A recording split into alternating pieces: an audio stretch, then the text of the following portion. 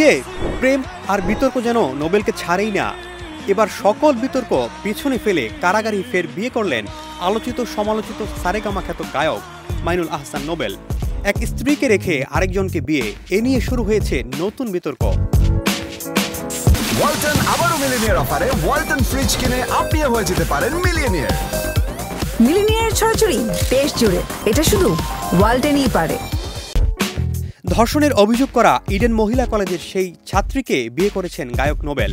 গত 18 জুন অভিযোগকারী তরুণীর সঙ্গে নোবেলের কাবিনমূলে বিয়ের ব্যবস্থা করার জন্য কারা কর্তৃপক্ষকে নির্দেশ দেন আদালত। ঢাকার মেট্রোপলিটন ম্যাজিস্ট্রেট নাজমিন আক্তারের আদালতে নোবেলের আইনজীবীর আবেদনের প্রেক্ষিতে আদালত ওই সিদ্ধান্ত দেয়। পরদিন কারা কর্তৃপক্ষের তত্ত্বাবধানে কেরানীগঞ্জ কেন্দ্রীয় কারাগারে নোবেল ও পাত্রী ইসরাত জাহান প্রিয়ার উপস্থিতিতে তাদের বিয়ে হয় বলে নিশ্চিত করেছেন ঢাকা বিভাগের কারা উপমহাপরিদর্শক মোহাম্মদ জাহাঙ্গীর কবির।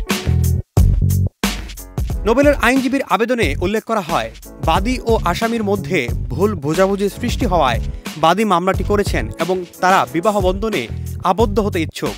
শুনানি শেষে আদালত আবেদনটি মঞ্জুর করেন। এর আগে ওই তরুণীর করা মামলার এজাহারে বলা হয়, 2018 সালে নোবেলের সঙ্গে সামাজিক মাধ্যমে তার পরিচয় হবার পর নোবেলের সাথে তার বাসায় গেলে সেখানে আটকে রেখে ধর্ষণ করা হয়। অন্যদিকে নোবেলের স্ত্রী সালসাবিল মাহমুদ গণমাধ্যমকে জানিয়েছিলেন তাদের মধ্যে এখনও বিবাহ বিচ্ছেদ সম্পন্ন হয়নি। যদিও নোবেল গ্রেফতার হওয়ার পর তার বিবাহিত জীবনের তিক্ত অভিজ্ঞতার কথা বলেছিলেন তিনি।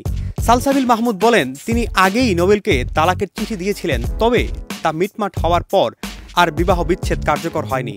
ফলে আইনত এক স্ত্রীকে রেখেই আবারও বিয়ে করলেন গায়ক নোবেল। সরকার আব্দুল্লাহ তুহিন, দেশ রূপান্তর।